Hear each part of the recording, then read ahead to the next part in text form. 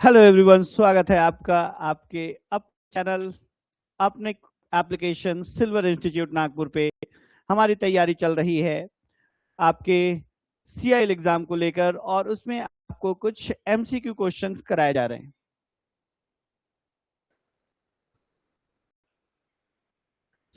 आज के क्वेश्चन कहीं ना कहीं आप इरिगेशन इंजीनियरिंग से मिलने वाले हैं और होप कि आपको बहुत पसंद भी आएगा। काफी कंसेप्चुअल क्वेश्चन जो डीप लेवल पे आपको और आपके एग्जाम के अकॉर्डिंग पूछे जाने वाले हैं ना।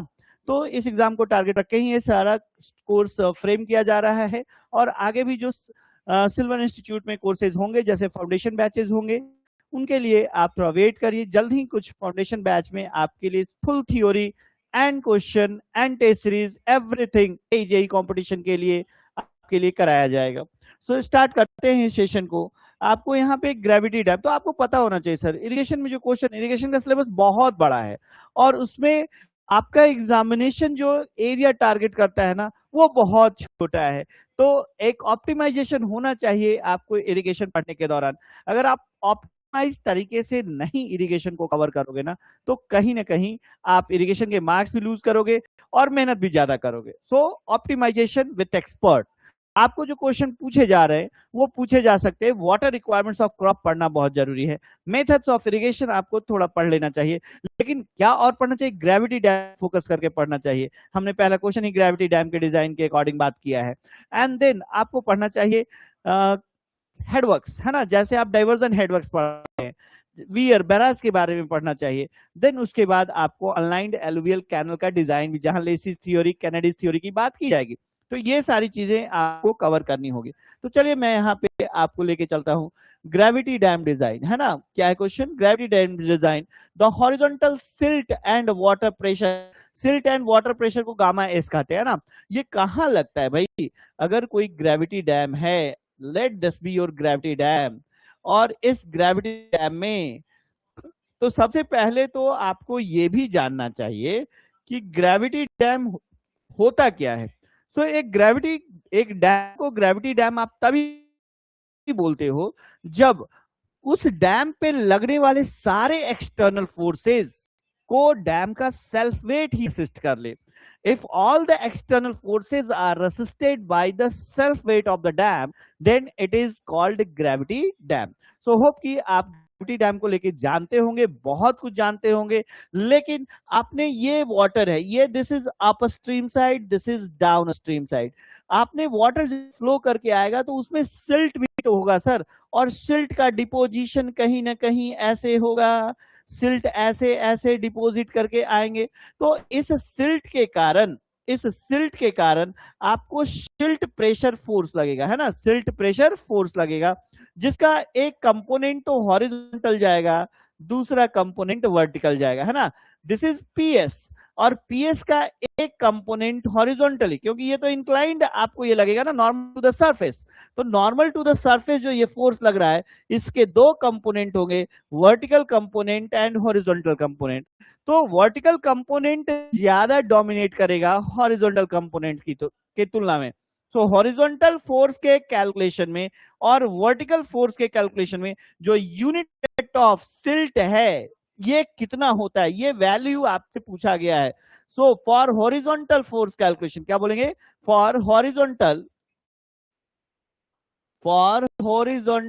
फोर्स कैलकुलेशन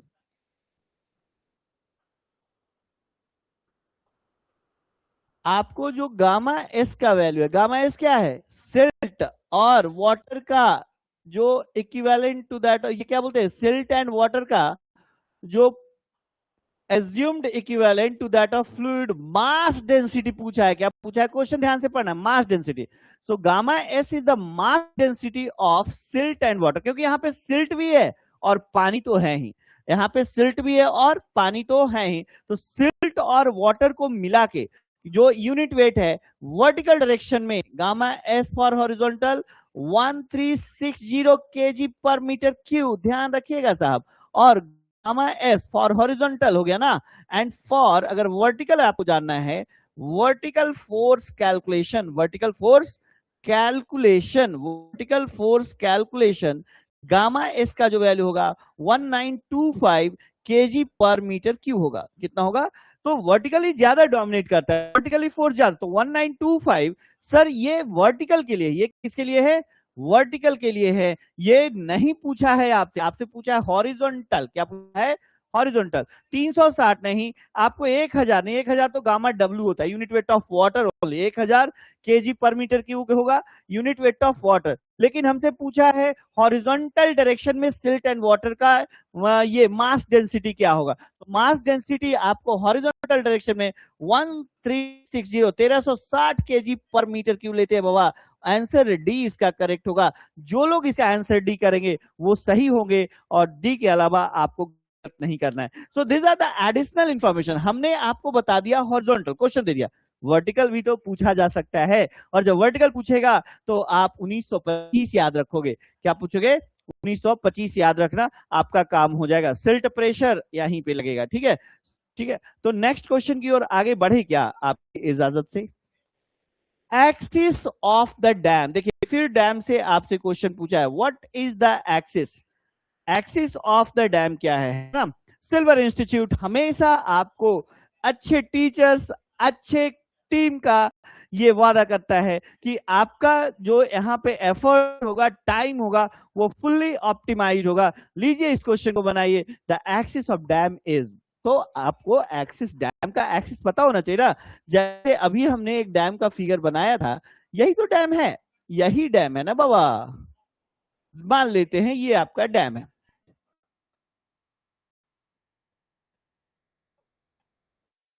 ये आपका डैम है।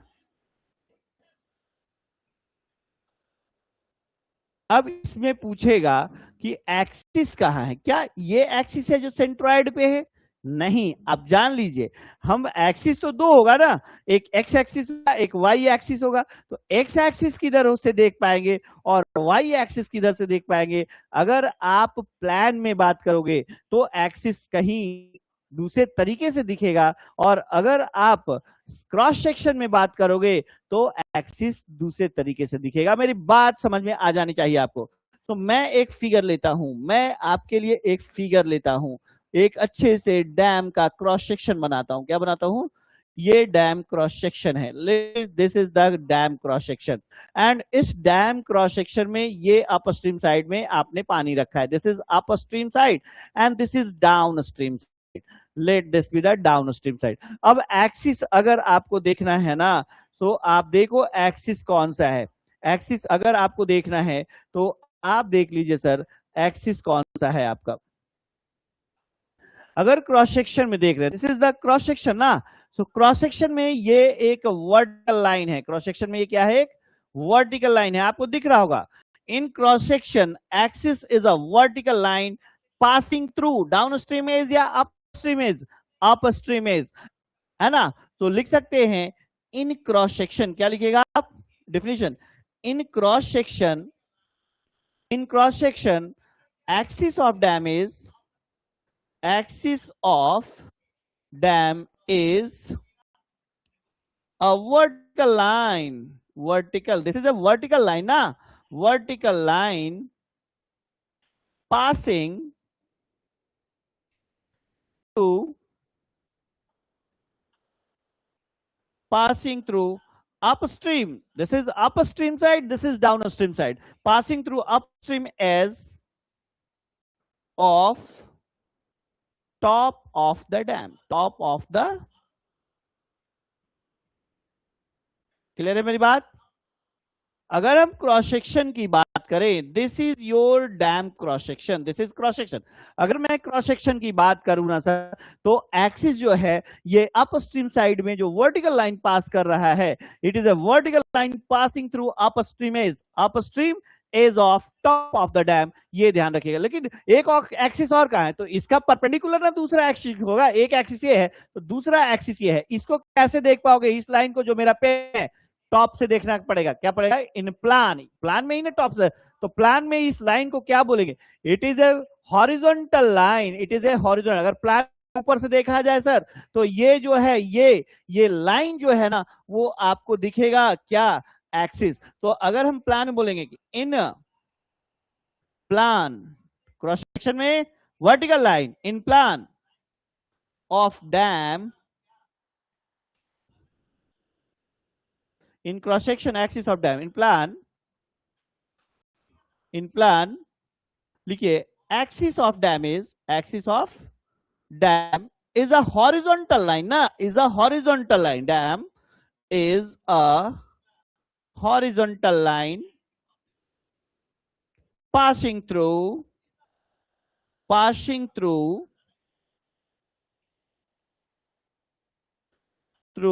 upstream is. फिर भी ये लाइन किधर है, डाउन स्ट्रीम साइड में कि अपर स्ट्रीम साइड में? सर ये ऑब्वियसली अपर स्ट्रीम साइड में, टॉप पे है. So passing through upstream as of top of dam. अगर इतनी बातें अगर एक्सिस से रिलेटेड आपको पता होता तो आप जरूर सर इस क्वेश्चन का जवाब दे पाएंगे. क्रॉस सेक्शन में वर्टिकल लाइन, प्लान में it is a horizontal line passing through upstream edge of top of the dam. This is the reality है ना.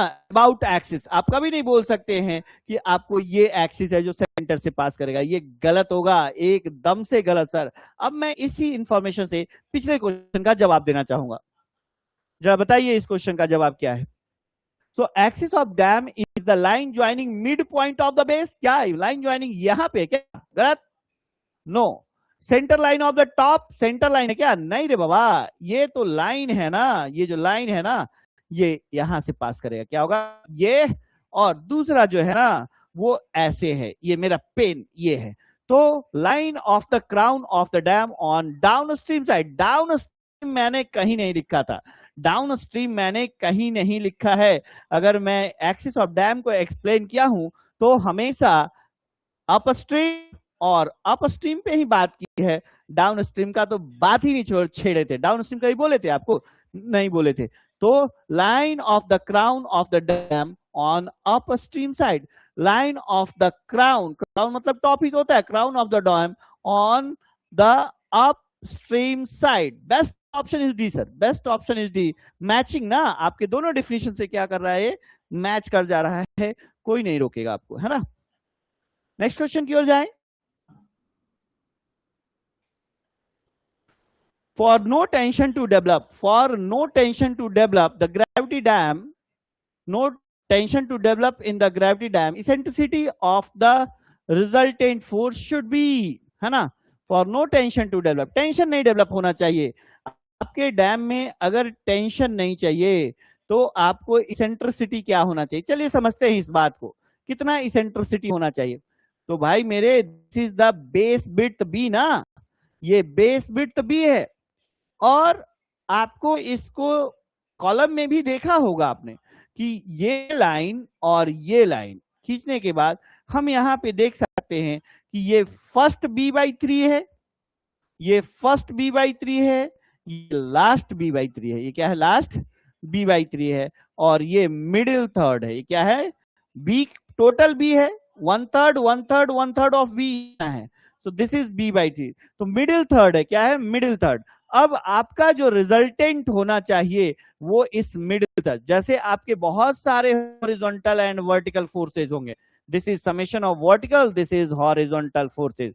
सो हॉरिजॉन्टल फोर्सेज इस डायरेक्शन में है सर, समेशन ऑफ पीएच. और वर्टिकल फोर्सेज आपके इस डायरेक्शन में है, समेशन ऑफ वी.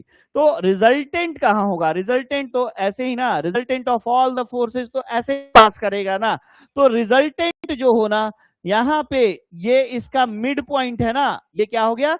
इस बेस का मिड पॉइंट है. तो बेस के मिड पॉइंट से हमको चाहे तो यहां रहे या यहां रहे, यहां रहे या यहां रहे, लेकिन कभी भी इस मिडिल थर्ड जोन से रिजल्टेंट को बाहर नहीं निकलना है.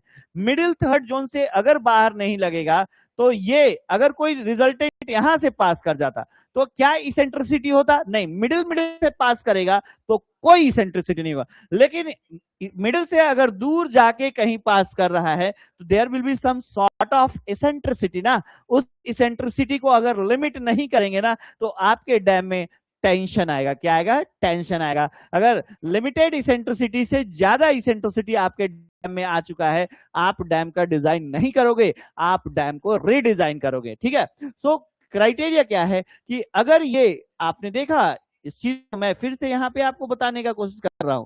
मेरा डैम था ये, मेरा डैम तो था यही, मेरा डैम तो यही था साहब।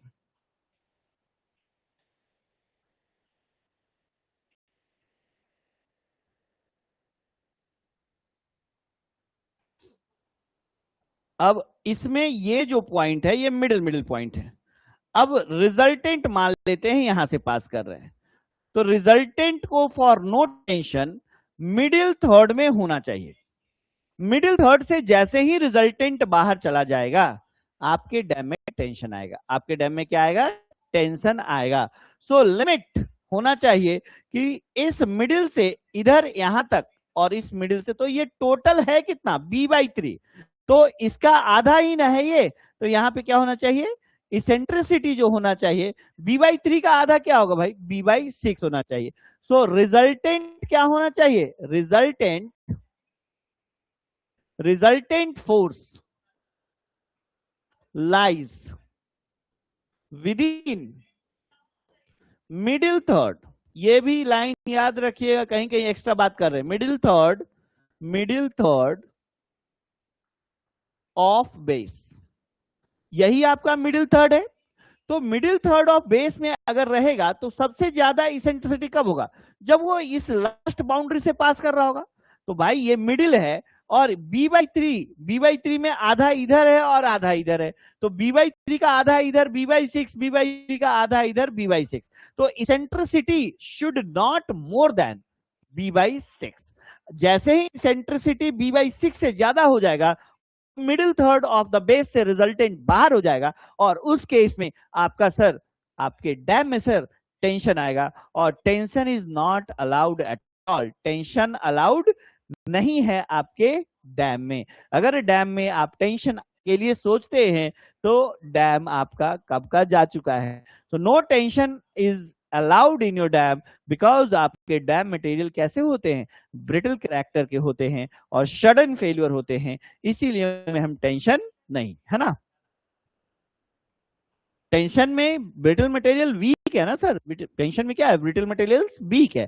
तो क्या होगा इसका आंसर, क्या पूछा है, eccentricity of resultant force, eccentricity पूछा है, इसेंट्रिसिटी क्या होना चाहिए, b/6, b/6 से बड़ा नहीं होना चाहिए, मतलब छोटा ना होना चाहिए b/6 से, ई should not more than b/6, इसका क्या मतलब, बड़ा नहीं होना चाहिए, तो होना क्या चाहिए, लेस देन, तो यहाँ पे लिखा है less than b/6, better option is B sir. Hope कि आपको ये क्वेश्चन बहुत ही अच्छा भी लगा होगा और आपको समझ में भी आया होगा। और अगर बहुत डिटेल में सब चीज को फील करना है तो सिल्वर इंस्टीट्यूट के आप फाउंडेशन कोर्सेज के आप वेट करिए, जल्द ही आने वाला है फुल कोर्स, आपको आने वाला है जिसमें हर सुविधाएं आपको दी जाएंगी, ओके ना, बहुत ही मिनिमम प्राइसेस में आपको सारी कुछ ये ऑफर किया जाएगा। और वेट करिए थोड़ा सा कि कब सिल्वर इंस्टीट्यूट की तरफ से आपको फाउंडेशन कोर्स का तोहफा मिलता है, ठीक है। Next question, the free board of dam, देखिए डैम पे ही सारे क्वेश्चंस अभी तक हमको देखने को मिले हैं, जो क्वेश्चन है तो इंपॉर्टेंट तभी इतना क्वेश्चन आ रहा है। Free board,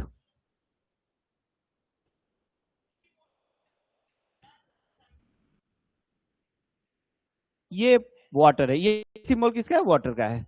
this is top width, this is top width, this is bottom width B, resultant always lies with between b/3, सारा चीज कवर हो जा रहा है डैम का लेके, है ना।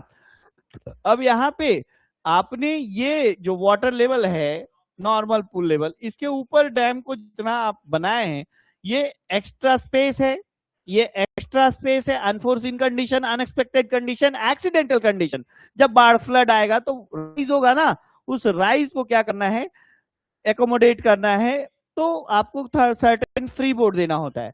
अब फ्री बोर्ड को लेके बात करें तो free board in A dam depends upon height of the wave which in turns depends upon, अरे भाई फ्री बोर्ड डीमोलिटस फॉर्मूला याद है, डीमोलिटस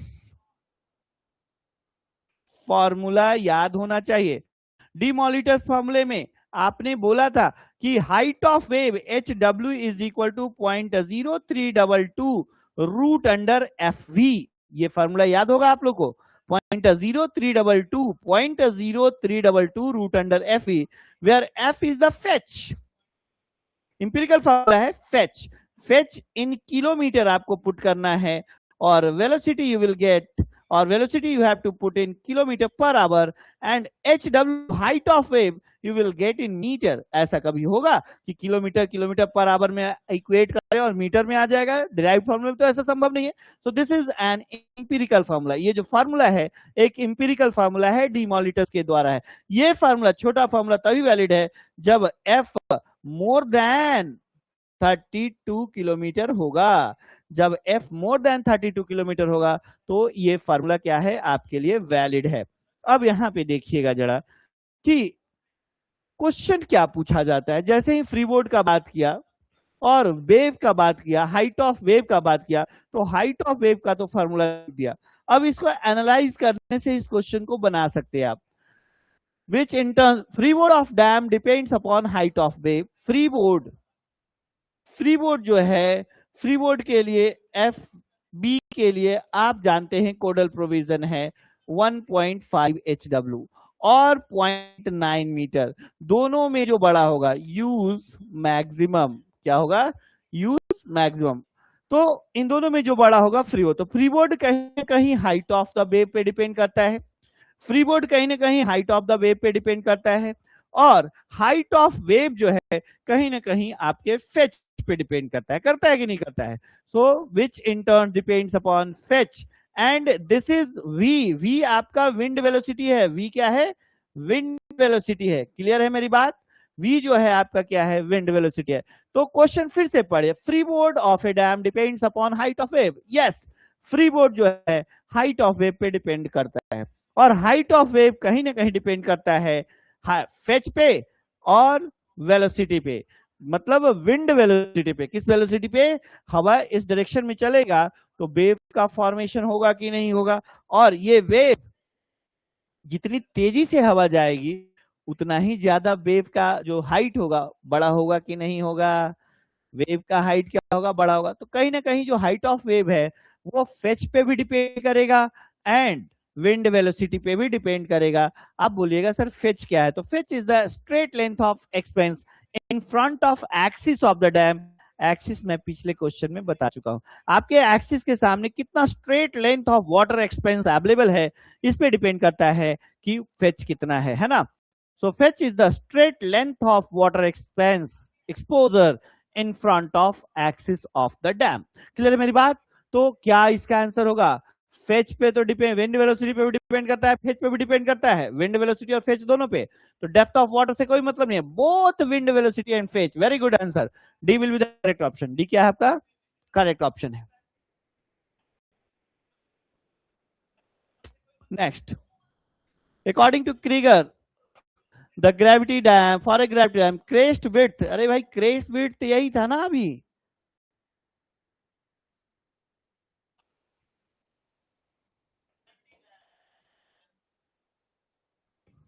क्रेस्ट ये है और क्रेस्ट का विड्थ ये है, टॉप विड्थ। क्रेस्ट विड्थ और क्या बोल सकते हैं, टॉप विड्थ।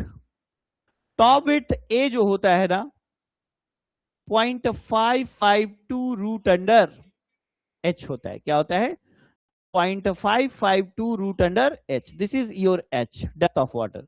और ये बोल सकते हैं 14% of height of the dam. 14% of height of the dam, ये height of 14% of H, height of the dam is H, height of the dam is H, and 14% of height of dam. अब बताओ, इसमें लेना होता है आपको use maximum. Use क्या करना है? Maximum. According to Creager for a gravity dam, let this be the gravity dam, width crest width for most economical, if it is about economical condition को मेंटेन करते हुए इस विड्थ को कितना रखना है? 0.552 root under H and 14% of height of the dam. और इन दोनों में जो बड़ा होगा उसी को यहाँ पे क्या करेंगे? कंसीडर करेंगे। सो यहाँ पे तो 0.552 रूट अंडर एच का कोई मतलब ऑप्शन ही नहीं है, तो हमको तो इसी के लिए जाना होगा। तो 30, 28, 20 नहीं चलेगा, आंसर ए चलेगा। आंसर क्या होगा आपका? ए होगा, होगा नहीं होगा। नेक्स्ट क्वेश्चन आपकी ओर, आपके लिए, R is the normal depth of score by Lacey's equation. The depth below HFL up to which the upstream and downstream seed piles in a weir are usually provided to protect against the effect of score are respectively. R is the normal score depth. अगर आप इसको देखना है, ये weir से क्या है question है, मान लेते हैं ये आपका weir है, फिगर को समझिएगा, और ये आपका इम्परवियस फ्लोर है। इसके पीछे आपका ब्लॉक प्रोटेक्शन होता है, इसके पीछे आपके लॉन्चिंग एप्रॉन होते हैं। यहाँ पे आपका इन्वर्टेड फिल्टर होगा और यहाँ पे लॉन्चिंग एप्रॉन होगा। इन्वर्टेड फिल्टर, इम्परवियस फ्लोर है, ये है ब्लॉक प्रोटेक्शन, ये launching apron. This is the cross section of A dam. यहाँ पे आपने एक शीट पाइल लगाया हुआ है, यहाँ पे आपने डाउनस्ट्रीम में भी शीट पाइल लगाया हुआ है, ठीक है। अब ये आपका क्रेस्ट है, ऊपर शटर्स लगे हुए हैं, इधर आपका वाटर का लेवल मान लेते हैं क्या है, टेल वाटर डेप्थ है, tail water depth small H मान लेते हैं। यहाँ पे standing water depth upstream side में capital H, like this. R is the normal score depth by Lacey's equation. Depth below HFL, this is high flood level, this is high flood level, up to the which the upstream and the downstream sheet piles, upstream, this is upstream sheet pile, this is upstream sheet pile, sir, and this is downstream sheet pile. Upstream sheet pile and downstream sheet piles in a weir are usually provided to protect against the effect of score. तो बोला गया कि भाई साहब upstream side में आपको रखना है 1.5 RL, क्या रखना होगा, 1.5 RL तक जा सकते हैं, और डाउनस्ट्रीम साइड में आपको जाना होगा, अगर स्कोर से बचना है तो ये डिस्टेंस जाना होगा 2 RL। कितना जाना होगा, 2 RL। So 1.5 RL on upstream side, this is your upstream side and this is your downstream side. So upstream side में 1.5 RL and downstream side में 2 RL। RL के लिए वैल्यू क्या है, Lacey's score depth RL is equal to 1.35 Q square by F to the power 1/3। ये value आपको Lacey's score depth RL के लिए दिया गया है। अब RL निकल जाने के बाद आप शीट पाइल का डेप्थ भी निकाल सकते हैं कि नहीं निकाल सकते हैं, 1.5 RL में से H घटा लोगे, शीट पाइल का डेप्थ कितना होगा, निकल सकता है।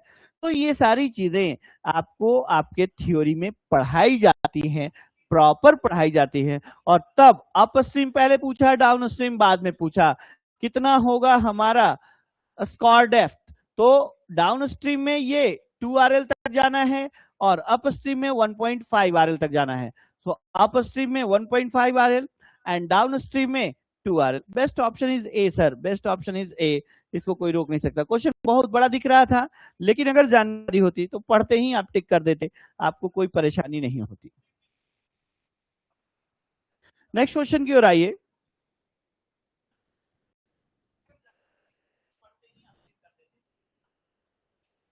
इस क्वेश्चन का जवाब दीजिए।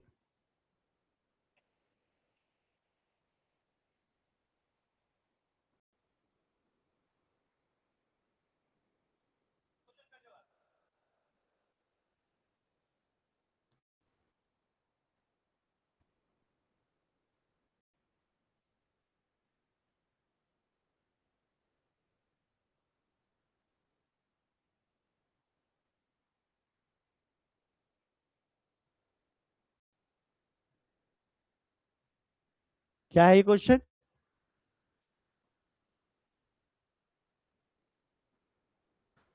जब मान लेते हैं ये बोला यही कि हम कंस्ट्रक्शन करेंगे किसी रिवर के एक्रॉस, तो वाटर लेवल के राइज, वाटर के लेवल में राइज होगा कि नहीं, यही बात है।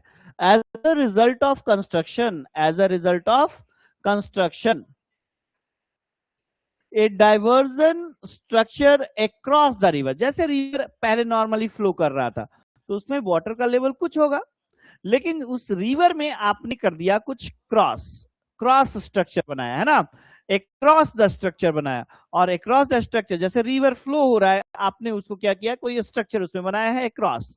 तो भाई एक तरफ पानी का लेवल बढ़ेगा कि नहीं, अप स्ट्रीम साइड में पानी का लेवल क्या होगा, राइज होगा। तो उस राइज को क्या कहते हैं, across there will be a rise in flood level on upstream side the of the structure and this is called, क्या बोलते हैं कि मान लेते हैं कि पहले पानी का लेवल ये था, जैसे ये बेड है, ये रिवर का क्या है, बेड है, और वाटर इस तरीके से फ्लो कर रहा है। आप यहाँ पे आए और कोई स्ट्रक्चर बनाए, आप यहाँ पे आए और कोई स्ट्रक्चर क्या कर दिया है, बना दिया। अब जो पहले जो वाटर का लेवल था, क्या इस स्ट्रक्चर के बनाने के बाद इसमें राइज नहीं होगा, राइज तो होगा ना। तो दैट राइज, उस राइज को क्या बोलते हैं, उसको बोलते हैं एफ्लक्स। उसको क्या बोलते हैं, उसको बोलते हैं efflux. Efflux is the rise of water level after construction. जब हम कंस्ट्रक्शन करेंगे तो वाटर नॉन रिवर के वाटर लेवल में राइज होगा और उस राइज को अफ्लक्स बोलते हैं। तो ये तो याद करने वाली बात है। अगर आपको याद नहीं करना है, फ्री बोर्ड आप जानते हैं कि नॉर्मल वाटर लेवल से क्या होगा, अगर जितना स्पेस ऊपर हमने छोड़ा है वही फ्री बोर्ड होता है। तो इस तरीके से आपको सारी बातें को ध्यान में रखना है। For a specified wear foundation geometry, the applied head, the pressure head distribution at the base of impervious floor। अरे भाई मान लेते हैं कि ये हमारा impervious floor है, this is impervious floor, this is your wear, this is your wear, ये वाटर का है लेवल, यही है ना, ये है आपका impervious floor। And applied head, the pressure distribution, अगर परवियस प्रेशर डिस्ट्रीब्यूशन तो जनरली अगर यहाँ पे ये है तो प्रेशर डिस्ट्रीब्यूशन तो ये लीनियर है, प्रेशर डिस्ट्रीब्यूशन क्या है, लीनियर है। यहाँ पे सी का value C gamma W H होता है कि नहीं होता है, अगर ये एच है तो प्रेशर यहाँ पे कितना लगेगा, सी गामा डब्ल्यू एच। यहाँ पे वाटर का लेवल जीरो है तो एच का वैल्यू जीरो है तो जीरो हो जाएगा। तो प्रेशर का डिस्ट्रीब्यूशन सी गामा डब्ल्यू एच से जीरो जाना है। इसी तरीके से ना अपलिफ्ट प्रेशर लगता है, इसी तरीके से ना अपलिफ्ट लगता है बाबू। तो ये pressure, C is the coefficient of uplift, C क्या है आपका, सी क्या है,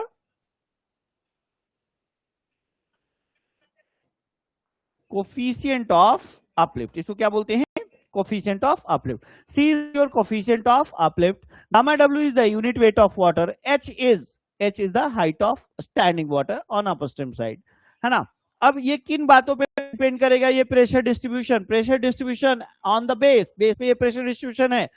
impervious floor of a weir is depending upon the soil structure, soil structure पे depend करता है, depends upon the soil particles, soil particle पे depend करता है, dependent on porosity of soil, करेगा बाबू, इस सब पे करेगा। सॉइल के पार्टिकल्स अगर बड़े बड़े होंगे तब पानी भर भर के जाएगा कि नहीं जाएगा, प्रेशर आपको बढ़ जाएगा कि नहीं बढ़ जाएगा। Independent of soil particle depends upon coefficient of permeability, permeable होगा सॉइल सीपेज होगा, है ना, परमिएबल होगा सॉइल तो क्या होगा, सीपेज होगा। तो इन बातों पे आप इसका जवाब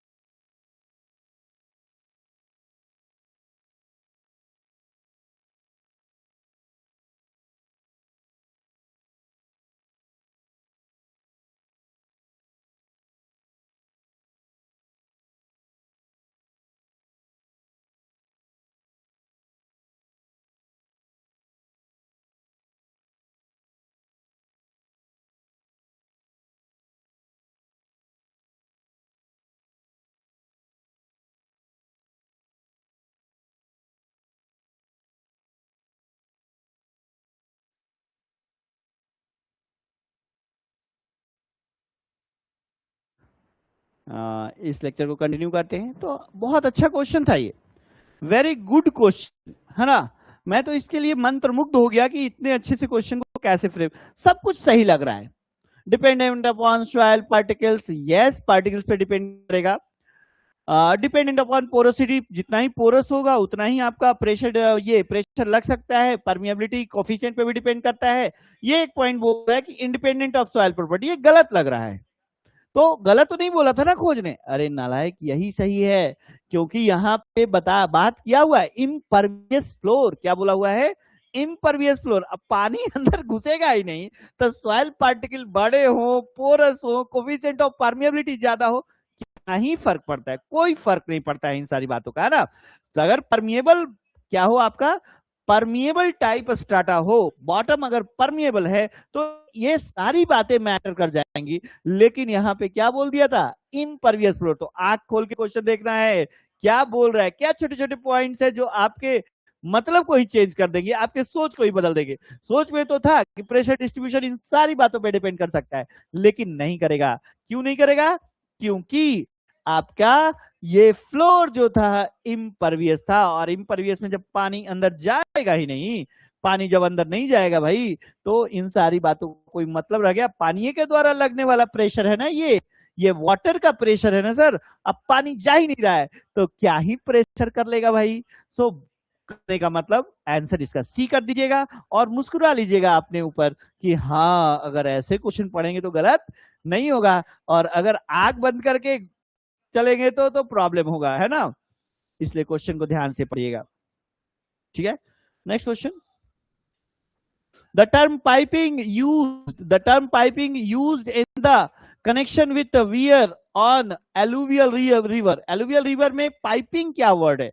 अरे पाइपिंग कंटिन्यूअस प्रोग्रेसिव इरोजन है बॉटम सॉइल का, जो कि डाउन स्ट्रीम से शुरू होगा और अप स्ट्रीम की ओर जाएगा, एक हॉलो नैरो चैनल बन जाएगा। उस हॉलो स्पेस के कारण आपका वियर शेडल कर सकता है, और समर सीजन में जब वो वाटर नहीं होगा तो वो हॉलो स्पेस में क्या होगा? शेडल करेगा, और सेटलमेंट के कारण आपके स्ट्रक्चर में क्रैक्स वगैरह फेलियर देखे जा सकते हैं।